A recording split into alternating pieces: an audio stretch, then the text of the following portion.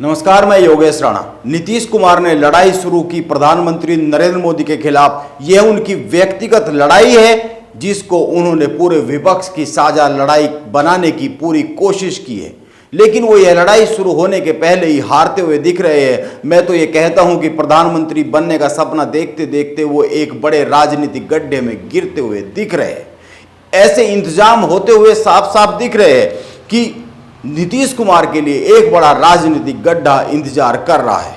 आप गौर कीजिए, नीतीश कुमार ने 12 जून को विपक्ष की एक बैठक बुलाई पटना में। इस बैठक में विपक्ष के सभी बड़े चेहरे आने के लिए तैयार हो गए, लेकिन राहुल गांधी या फिर मल्लिकार्जुन खड़गे कांग्रेस की ओर से आने के लिए तैयार नहीं हुए। इनमें से कोई एक भी आने के लिए तैयार नहीं हुआ। कांग्रेस की ओर से इन दोनों की जगह पर किसी दूत को भेजने की बात सामने आई। इसके बाद नीतीश कुमार ने यह बैठक स्थगित कर दी। इस बैठक के लिए एक नई तारीख तय हुई। इसका टाइम रखा गया 12 जून को बदलकर 23 जून।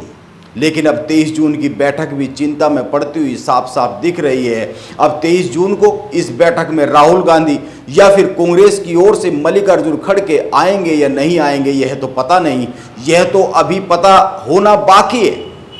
लेकिन नीतीश कुमार ने यह जो नई तारीख रखी है बैठक की 23 जून, इसमें तेलंगाना के मुख्यमंत्री के चंद्रशेखर राव और इनके साथ ओडिशा के मुख्यमंत्री नवीन पटनायक और तेलुगु देशम पार्टी के अध्यक्ष चंद्रबाबू नायडू के आने की संभावनाएं बेहद ही कमजोर हो गई है। आप ध्यान दीजिए, एक तो केसीआर विपक्ष का साझा उम्मीदवार बीजेपी के खिलाफ उतारने के पक्ष में बिल्कुल भी नहीं है। वो बीजेपी से 1-to-1 फाइट के समर्थक नहीं है, क्योंकि 1-to-1 फाइट से केसीआर के अपने प्रदेश के समीकरण बिगड़ रहे हैं। यह तो हुआ एक समीकरण जो बता रहा है कि नीतीश कुमार की मुहिम संकट में है, और कहीं कहीं अरविंद केजरीवाल की मुहिम भी नीतीश कुमार की इस रैली के चलते हुए संकट में है, क्योंकि इस रैली में बहुत कुछ साफ हो जाएगा। यह जो तारीख बदल कर रखी गई है, अब 23 की गई है। अब खुद नीतीश कुमार भी संकट में है। इस पर भी अगर गौर करें तो, इस पर भी अगर बात करें तो नीतीश कुमार ने विपक्ष को एकजुट करने का अभियान कांग्रेस की चौखट से शुरू किया था। आपको याद होगा, नीतीश कुमार लालू यादव राहुल गांधी से मिलने गए थे, और अब कांग्रेस की चौखट पर ही नीतीश कुमार को भाव नहीं मिल रहा है। यह तो हुई एक बात। और दूसरी बात, नीतीश कुमार ने अपना सब कुछ दांव पर लगाकर तेजस्वी यादव को आगे किया है। बिहार में तेजस्वी यादव को अपना उत्तराधिकारी घोषित किया है। अब वही नीतीश कुमार को किनारे लगाने के लिए बेचैन है। तेजस्वी यादव चाहते हैं देश में घूम घूम कर, वो नीतीश कुमार के साथ घूम रहे, अलग से भी घूम रहे, वो चाहते हैं कि नीतीश कुमार को राष्ट्रीय स्तर पर पैर रखने की जगह मिल जाए, ताकि नीतीश कुमार जल्द से जल्द बिहार से विदा हो सके और इसके बाद वो बिहार की पूरी गद्दी पर कब्जा कर सके। विपक्ष के समीकरण बड़ी तेजी से बदल रहे हैं। विपक्ष राहुल गांधी और अरविंद केजरीवाल के बीच में बंटता हुआ साफ साफ दिख रहा है, और इस नई तस्वीर में नीतीश कुमार के लिए कोई ऐसी जगह नहीं है कि वो दोनों तरफ फिट हो सके। वैसे साफ साफ कहे तो नीतीश कुमार के लिए बहुत जगह बचती ही नहीं है। इस तरीके से आप कह सकते हैं कि नीतीश कुमार लड़ाई शुरू होने से पहले ही चित होते हुए दिख रहे हैं।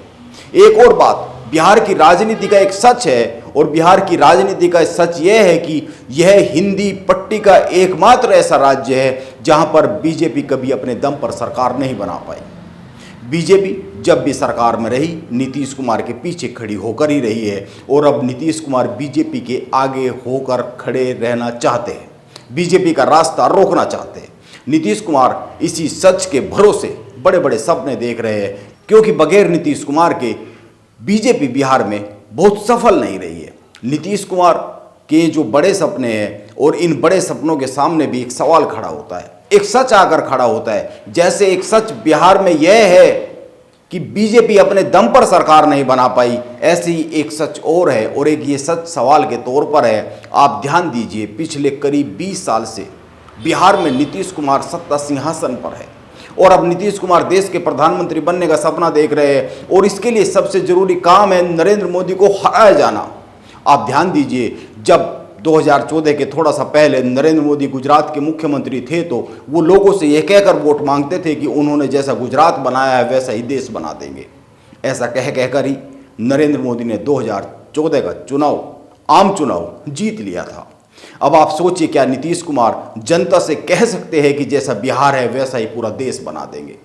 आप नरेंद्र मोदी को हरा दीजिए और मुझे प्रधानमंत्री बना दीजिए, हम पूरे देश को बिहार जैसा बना देंगे। क्या नीतीश कुमार बिहार के बाहर किसी जनसभा में खड़े होकर यह बात कह सकते हैं वोट मांगने के लिए? मुझे लगता है नीतीश कुमार ऐसा नहीं कह पाएंगे, और अगर वो ऐसा कहते भी है तो मुझे नहीं लगता कोई इस नारे के साथ नीतीश कुमार को वोट दे देगा बिहार के बाहर। हाँ, यह सच है कि बिहार में बीजेपी कमजोर है, चिंता में है। बिहार में बीजेपी के नेता हमेशा नीतीश कुमार की बी टीम के तौर पर देखे गए हैं। बिहार में बीजेपी का एक ही आसरा है और वह है प्रधानमंत्री नरेंद्र मोदी। कईयों का तो यह भी कहना है कि बदली हुई परिस्थितियों में बीजेपी बिहार में 1-2 सीटों पर सिमट कर रह सकती है। अब बीजेपी बिहार में कितनी सीटों पर सिमटेगी, कितनी सीटों पर जीतेगी, कितनी सीटें खो देगी, यह भविष्यवाणी अभी की नहीं जा सकती है। अभी बहुत लंबा समय बाकी है। बिहार की 40 सीटें हैं और इन 40 में से 2019 में बीजेपी अपने दम पर 17 सीटें लेकर आई थी। हालांकि इन 17 सीटों में नीतीश कुमार का वोट बैंक भी शामिल था, बीजेपी के साथ था। लेकिन 2014 में बीजेपी ने लोक जनशक्ति पार्टी और उपेंद्र कुशवाहा की राष्ट्रीय लोक समता पार्टी के साथ मिलकर 31 सीटें जीत ली थी। लेकिन उस समय का भी एक सच है, आरजेडी और जेडीयू साथ नहीं थे, इसलिए बीजेपी को त्रिकोणीय मुकाबले का लाभ मिल गया था। इसीलिए ध्यान में देना चाहिए कि बिहार में सचमुच बीजेपी चिंता में है। और बिहार में एक और सच है, बिहार में हिंदुत्व की राजनीति उस तरह से रंग में रंगती नहीं है। धार्मिक आधार पर ध्रुवीकरण उस तरीके से नहीं होता है कि बीजेपी के फेवर में चला जाए। इसीलिए यह तो माना ही जाना चाहिए कि बिहार में बीजेपी चिंता में है, लेकिन साथ में यह भी माना जाना चाहिए कि नीतीश कुमार उससे भी अधिक घनघोर चिंता में है। इसीलिए बिहार की तस्वीर केवल बीजेपी की ओर से नहीं देखनी चाहिए, यह पूरा सच नहीं बनता है। बिहार की राजनीति की तस्वीर नीतीश कुमार की ओर से भी देखनी चाहिए, तब पूरा सच बनता है। तो बीजेपी चिंता में है तो यह एक सच है, लेकिन नीतीश कुमार तो घोर चिंता में है। और यह जो 7 दलों का महागठबंधन बिहार में है, इनके वोट जमीन पर एक दूसरे से किस तरह जुड़ पाएंगे और इन 7 दलों के बीच में सीटों का बंटवारा किस तरह से हो पाएगा, और जिस तरीके से कांग्रेस बहुत कंप्रोमाइज करने के मूड में दिख नहीं रही है, खासकर उन प्रदेशों में जिन प्रदेशों में कांग्रेस गठबंधन में है, यह भी एक सच है। इसीलिए बिहार का जो राजनीतिक सच है वह बहुत बड़े कैनवास पर है, उसको किसी एक छोटी सी फिगर या छोटी सी पार्टी की नज़र से देखना कमतर होगा। इसीलिए मैं कहता हूं कि 2024 के चुनाव के पहले ही नीतीश कुमार राजनीतिक तौर पर गंभीर फजीयत के शिकार हो सकते हैं। ऐसा लग रहा है 2024 के बाद तो उनकी राजनीति निपट सकती है, ऐसा लग रहा है। नमस्कार, मैं योगेश राणा, आप बने रहे मेरे साथ।